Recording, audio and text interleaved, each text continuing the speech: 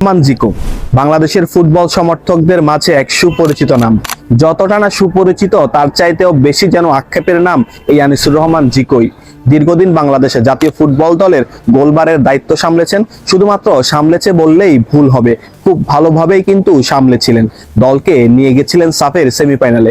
যদিও সেবার সেমিফাইনালে বাংলাদেশের পরাজয় দেখতে হয়, কিন্তু সেবার সাফের শ্রেষ্ঠ গোলকিপার কিন্তু নির্বাচিত হয় আনিসুর রহমান জিকো। তারপর নিজের ভুল, পারফরমেন্স, নিষেধাজ্ঞা সবকিছু মিলিয়ে তার আর জাতীয় দলে ফিরে আসা হয়নি। শুধুমাত্র জাতীয় দলেই নয়, সেই তারপর থেকেই কিন্তু ক্লাবেও অনেকটা অনিয়মিত হয়ে পড়ে। কিন্তু এখন আনিসুর রহমান জিকোর কথা কেন বলছি? তবে আমার মনে হয় বাংলাদেশের ফুটবল সমর্থকরা যে আনিসুর রহমান জিকোকে আবার ফিরিয়ে আনতে চাচ্ছে, এর পিছনে কারণ রয়েছে বাংলাদেশের বর্তমান দল নিয়েও বিভিন্ন দলের বিপক্ষে বর্তমানে থাকা গোলকিপারদের ভুলের কারণে ভরাডুবির পরে অনেকেই আবার আনিসুর রহমান জিকোকে ফিরে চাচ্ছেন। তবে যদি আনিসুর রহমান জিকোকে ফেরাতেই হয় তাহলে এটাই মুখ্যম সময়, এটাই সময়। এখনই আনিসুর রহমানকে ফেরানো উচিত। কিভাবে ব্যাখ্যা করছি, দেখতে থাকুন পুরো ভিডিও। 2023 সালে নিজেরই ভুলে আনিসুর রহমান জিকো সহ আরো বেশ কয়েকজন ফুটবলার নিষেধাজ্ঞায় পড়ে। সেই নিষেধাজ্ঞায় পড়ার পরে অনেকেই ফিরে আসছেন, কিন্তু আনিসুর রহমান জিকোর আর ফিরে আসা হয়নি। যেমন জাতীয় দল থেকে নিষেধাজ্ঞা পেয়েছেন, লিগও নিজে তার স্থান হারানোর পরে আর সেভাবে আর ফিরে আসা হয়নি। তার ফিটনেসও ঘাটতি দেখা গিয়েছে। যে কয়েকটি ম্যাচে সুযোগ পেয়েছে সেখানেও নিজেকে প্রমাণ করতে ব্যর্থ হয়েছেন। কিন্তু পরবর্তীতে আবারও জাতীয় দলের খুবই কাছে আসছিলেন আনিসুর রহমান জিকো। একবার তো জাতীয় দলের ডাকও পেয়েছিলেন, কিন্তু তাকে আর গোলবারের দায়িত্ব দেননি কোচ হ্যাভিয়ার কাবরেরা। কিন্তু ওইবারের পরে কোচ হ্যাভিয়ার কাবরেরাকে নিয়ে আনিসুর রহমান জিকো মিডিয়াতে যে ধরনের অভিযোগগুলো তুলেন, তারপরে কোচ হ্যাভিয়ার কাবরেরা তাকে আর কখনোই জাতীয় দলে ডাকেননি। কিন্তু এখন আবারও আনিসুর রহমান জিকো আলোচনায়। এখন বর্তমানে আনিসুর রহমান জিকো অনেকটাই আগের রূপে ফিরতে শুরু করেছেন। সেটা কিভাবে? বর্তমানে বাংলাদেশ যে ফুটবল লিগ চলমান রয়েছে, সেই ফুটবল লিগে কিন্তু আনিসুর রহমান যে কয়েকটি ম্যাচ পেয়েছে সেখানে ভালো করার চেষ্টা করে যাচ্ছে।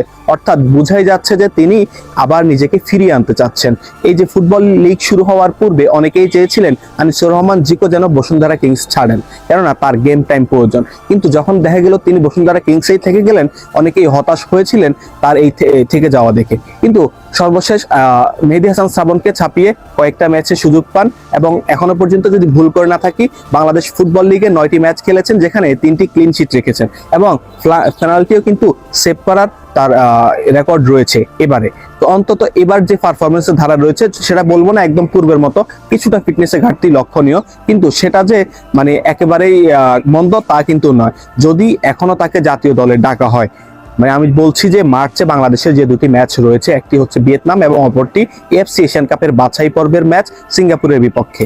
যেই ম্যাচটা আক্ষরিক অর্থে বাংলাদেশের তেমন বেশি গুরুত্বপূর্ণ না, শুধুমাত্র র্যাঙ্কিং এর জন্যই গুরুত্বপূর্ণ। কেননা Bangladesh already FC Asian cup বাছাই পর্বের যে রেস সেটা থেকে ছিটকে পড়েছে।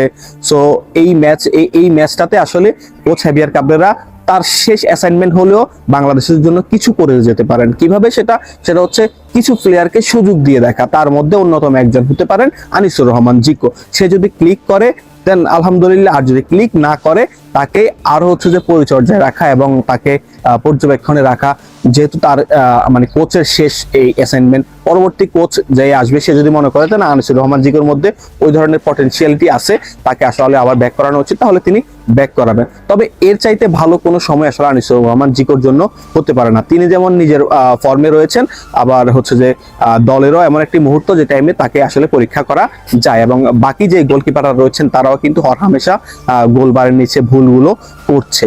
তবে বর্তমানে দীর্ঘদিন ধরে বাংলাদেশ ফুটবল লিগের যেই খেলা বন্ধ রয়েছে, এই খেলা যদি চলমান থাকতো তার ফিটনেসটা ধরে রাখা আরো ভালো হতো এবং তাকে আরো কয়েকটা ম্যাচ ভালোভাবে লক্ষ্য করা যেত। আপনাদের কি মনে হয় আনিসুর রহমান জিকোকে আবারও জাতীয় দলে দেখতে চান কিনা সেটা কমেন্ট বক্সে জানান। এবং আনিসুর রহমান জিকো সহ বাংলাদেশ ফুটবলের কোনো বিষয়ে যদি কোনো প্রশ্ন থেকে থাকে সেটা কমেন্ট বক্সে প্রশ্ন করতে পারেন। দেখা হচ্ছে পরবর্তী ভিডিওতে। ভালো থাকবেন, সুস্থ থাকবেন। আসসালামু আলাইকুম।